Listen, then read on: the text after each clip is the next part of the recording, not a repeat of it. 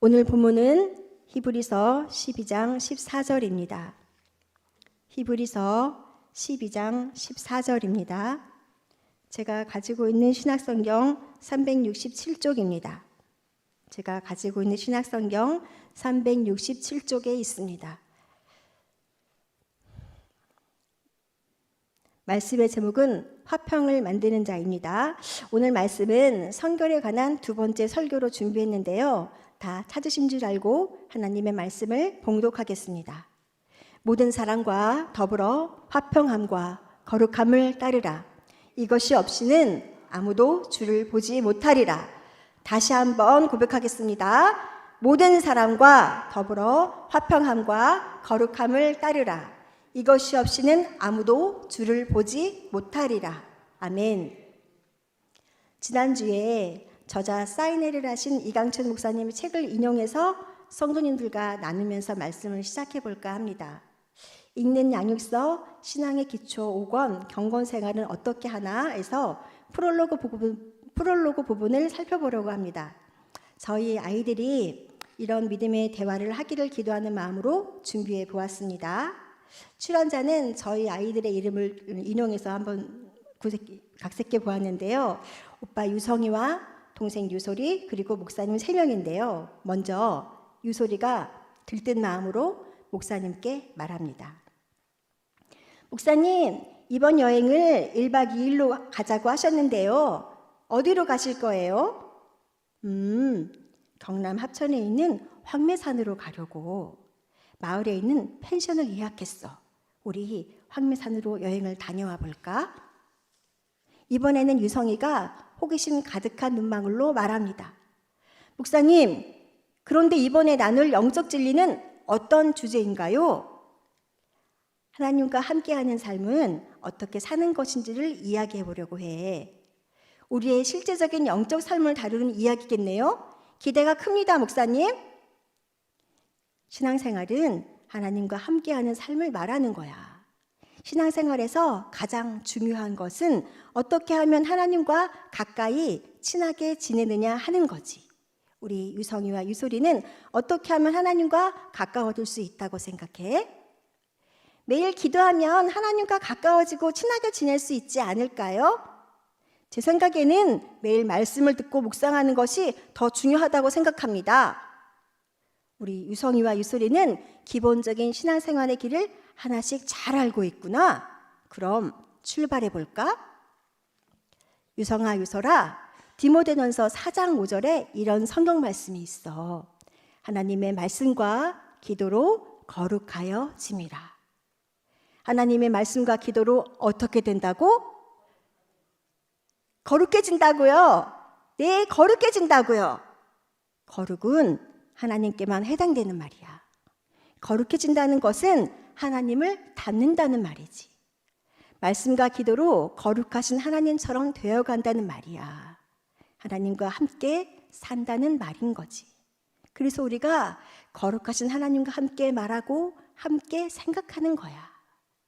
말씀과 기도가 우리의 신앙생활의 기본이 된다는 말씀이신 거죠? 그렇지. 목사님을 따라해 볼까?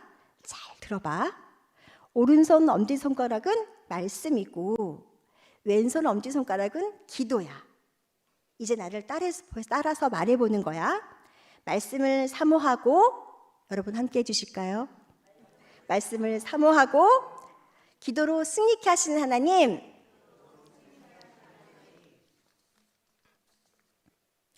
최고의, 자, 다시 할게요. 말씀을 사모하고 기도로 승리케 하시는 하나님, 최고예요. 멋지세요. 이렇게 우리 유성이와 유솔이가 목사님과 함께 영성에 있는 여행을 주 안에서 즐겁게 마쳤다고 합니다. 읽는 양육서 신앙의 기초 5권 경건생활은 어떻게 하나를 구입해서 읽으시면 더 단단한 신앙의 기초를 다져가실 것입니다. 우리가 거룩하신 하나님과 함께 친교하며 살아가는 방식은 말씀과 기도인데요. 오늘은 유성이가 말했던 말씀, 또 유솔이가 말했던 기도, 이 두 가지에 포커스를 맞추어서 여러분들과 나누어 보려고 합니다. 그래서 택한 본문이 오늘 말씀인 모든 사람과 더불어 화평함과 거룩함을 따르라. 이것이 없이는 아무도 주를 보지 못하리라입니다. 우리 모두가 추구하는 삶은 신앙 공동체 안에서 화평과 거룩한 삶을 살아가는 것입니다. 거룩하여진다는 것은 하나님을 닮는다는 것입니다. 거룩하신 하나님처럼 되어 간다는 말이고요. 하나님과 함께 산다는 말이죠. 그래서 우리가 거룩하신 하나님과 함께 친교를 해야 하는데요. 그 살아가는 방식은 말씀과 기도라는 두 기둥으로 세워집니다. 그 말씀과 기도가 영성 생활의 기본이 된다고 하셨습니다. 우리가 앞서 이강천 목사님의 책 내용을 살펴보았는데요. 말씀과 기도가 고차원적인 수준이 아니라 기본이라고 말씀하고 있습니다. 우리는 살면서 서로에게 영향을 주고 받습니다. 우리는 화평이라는 것을 늘 추구하고 또 갈구하죠. 복잡하고 어려운 삶을 사는 것을 누구나 싫어하고 두려워합니다. 그런데 이 화평이라는 것이 거저 얻어지는 것이 아니더라고요. 남들이 만들어주지 않더라고요. 이미 되어진 화평 속으로 들어가서 누리고 싶은데 뜻대로 되지는 않았습니다. 살다 보니 깨달아지는 것은 화평은 내가 만드는 거구나 라고 깨달았습니다. 내가 만들어 내야 하는 것이더라고요. 우리 성도님들은 아셨어요? 화평은 내가 만들어야 하는 것이라는 것을요? 알고 계셨군요. 저는 이번 설교를 준비하면서 깊이 깨달았는데 역시 우리 성도님들의 신앙 수준이 훌륭하십니다. 우리가 믿는 자로서 그리스도인이라고 자청할 수 있는 것은 전적으로 예수님의 말과 행동을 본받기 원하기 때문이죠. 하나님을 닮기 위함이고 하나님처럼 되어 간다는 말이고 하나님처럼 함께 산다는 말입니다. 우리가 이것을 간절히 바라는 것은 하나님의 모든 것을 닮기 원하기 때문이죠. 하나님과 본체셨던 예수님은 하나님의 말씀에 적극적으로 순종하시고 성육신하셔서 인간의 옷을 입고 이 땅에 내려오셨습니다. 그렇기 때문에 우리는 이제 예수님의 영향을 받아야 합니다. 예수님의 순종을 본받아야 하겠습니다. 예수님은 어떻게 순종하셨나요? 하나님의 말씀에 나의 생각을 말하지 않았습니다. 도망가지 않으셨습니다. 묵묵히 하나님의 일을 감당해 내줬습니다. 어떻게 감당하실 수 있었을까요? 그 어려운 일들을? 예수님은 하나님의 일이 너무나 가치가 크고 의미가 있는 일일 것이라는 것을 아셨으니까요. 오늘 예배의 자리에 나오실 때에 오늘 내가 받을 은혜는 무엇일까 기대하시면서 이 자리에 오신 줄 믿습니다. 삶 속에서 어려운 일이 있었다면 기필코 오늘 말씀 속에서 응답을 받으리라 작정하시고 은혜를 기대하며 기도를 하시고 예배의 자리에 임하셔야 합니다. 그래야 하나님께서 응답해 주시지 않겠어요? 그리고 주님이 주시는 것으로만 잘 받아들여야 합니다. 주님 주신 것 그대로 나의 것으로 잘 만들어서 이웃 그리고 친척 만나지는 사람들에게 전해야 하는 것이죠. 특별히 성결 교단에서는 4대 표제인 중생, 성결, 신유, 재림을 말하고 있습니다. 그중 성결은 새 생명을 얻어 변화한 성도들을, 어떠한 성도들을요? 변화한 성도들을, 이 성도들을 성결의 은혜를 체험하도록 인도하는 겁니다. 모든 사람과 더불어 화평함과 거룩함을 따르라는 것입니다. 모든 사람과 더불어 화평함과 거룩함을 이루기 위해서는 마음이 청결해야 합니다. 예수님의 마음처럼요. 그리고 그 마음을 화평케 하는 자라야 주님을 만날 수 있는 것입니다. 마음을 어떻게 하면 화평하게 할 수 있을까요? 내 마음 나도 어쩌지 못할 때가 너무나도 많은데 이 마음을 어떻게 하면 화평하게 만들 수 있죠? 주님과 동행하시면 됩니다. 그런데 어떤 동행이냐면요. 주님의 마음과 주님의 시선과 주님과 걸음에 일치하는 주님과 하나 되는 동행입니다. 이것이 가능할까요? 불가능할까요? 아멘, 가능합니다. 주님과 마음이 하나가 되면 가능합니다. 가능하게 될 줄 믿습니다. 주님의 마음과 일치되어 하나님을 기쁘시게 해드리는 저와 성도님들 되시기를 간절히 축복합니다. 특별히 어제보다 오늘 우리는 주님과 더 동행해야 합니다. 어제보다 오늘 내가 화평을 만들어내는 방법을 하나 더 발견하셔야 합니다. 새롭게 받은 화평의 비결을 실천해야 하는 것이죠. 우리가 교회에 모인 공동체로서 항상 어떻게 화평할 수 있는지 서로에게 배워야 하겠습니다. 나는 이런 상황이 있었는데 이렇게 해보니까 가정이 평화로워졌어요. 이렇게 나누셔도 참 좋을 것 같습니다. 그리스도인의 성결은 예수님을 경험하는 것입니다. 내가 실제로 예수님의 마음을 경험하는 거죠. 예수님이라면 어떻게 하셨을까 깊이 고민해 보는 것, 예수님과 같은 마음이 되기 위한 나름의 방법을 찾기 위해 몸부림치는 것, 그 과정에서 실패도 하고 성공도 하고 웃기도 때로는 울기도 하는 그것을 봐서 바로 경험이라고 하죠. 경험과 체험을 비교하면 이렇습니다.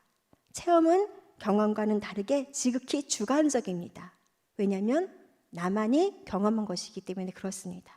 자기만의 견해나 관점, 의견이나 생각, 태도나 방향이 스며 있습니다. 경험의 모든 과정에 나의 의지로 나만의 생각이나 의견들이 깃들어진 상태가 바로 체험이라고 말할 수 있죠. 그래서 체험은 우리의 삶에 주는 영향력이 아주 크다고 볼 수 있습니다. 그 이유는 내가 직접 겪어보기 때문에 그렇습니다. 우리 성도님들은 하나님을 만나신 줄 믿습니다. 아멘. 언제 만나셨을까요? 예수님을 만난 첫 경험은 언제이신가요? 그럼 가장 최근에 예수님을 만난 적은 언제신가요? 몇 년, 몇 월, 며칠은 기억 못한다 하더라도 그때 단 한 번 아니면 잠깐 순수했던 그 신앙이, 그 믿음이 그대로 지켜져 오고 계신가요?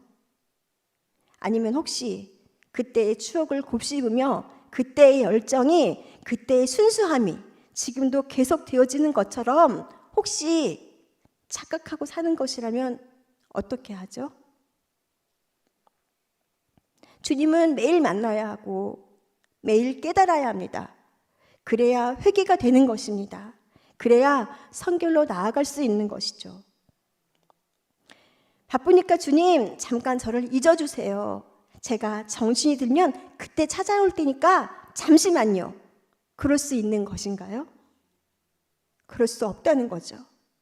바쁠 때일수록 주님께 구하고 바쁠 때일수록 시간을 구별해서 주님께 여쭈어야 하는 것이죠. 주님, 제가 가는 방향이 맞습니까? 주님, 지금 제 마음이 주님 앞에 합당한가요? 주님, 제가 지금 주님의 기쁨이 되고 있느냐고 여쭈어야 하는 것이죠.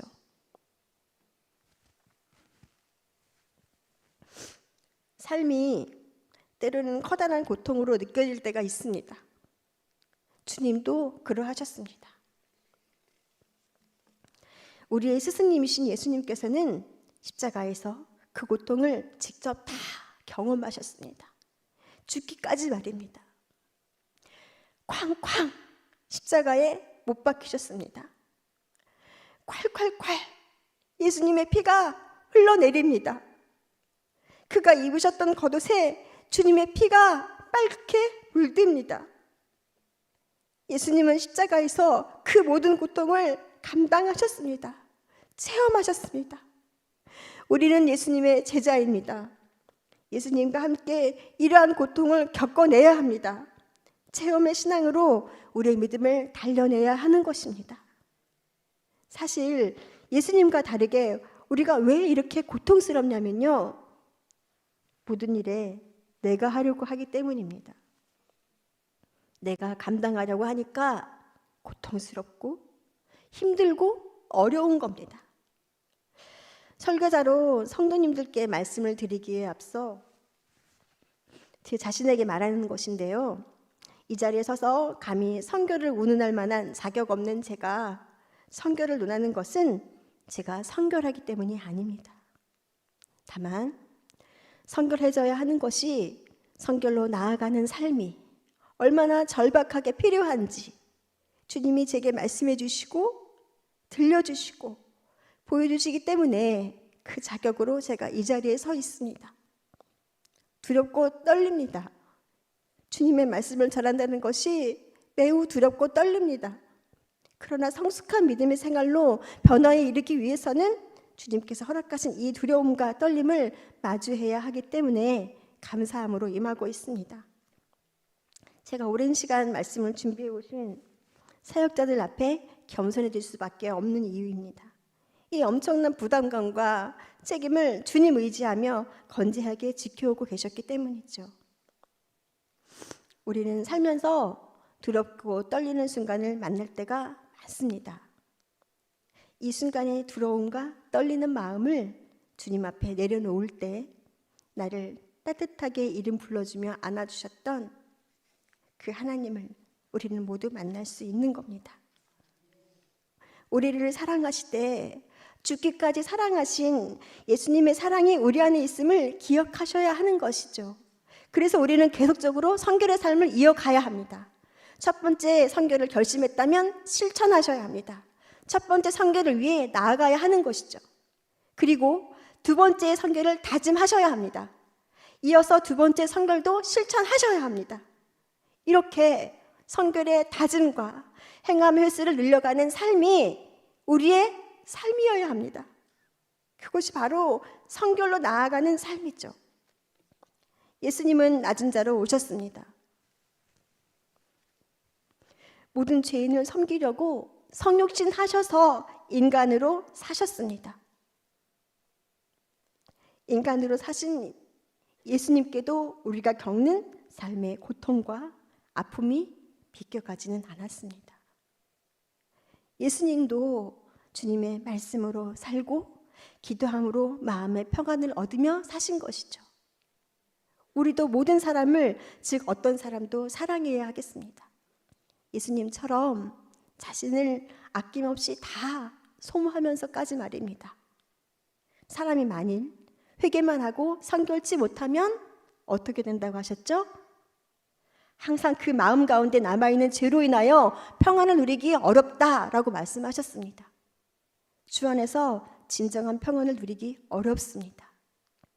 이 땅에서 하나님의 뜻을 따라 살고자 하는 선결의 삶을 살아야 합니다.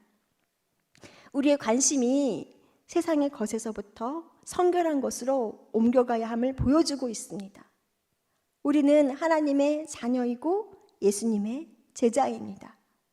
이 정체성을 분명히 알고 삶을 살아가야 하는 것이죠.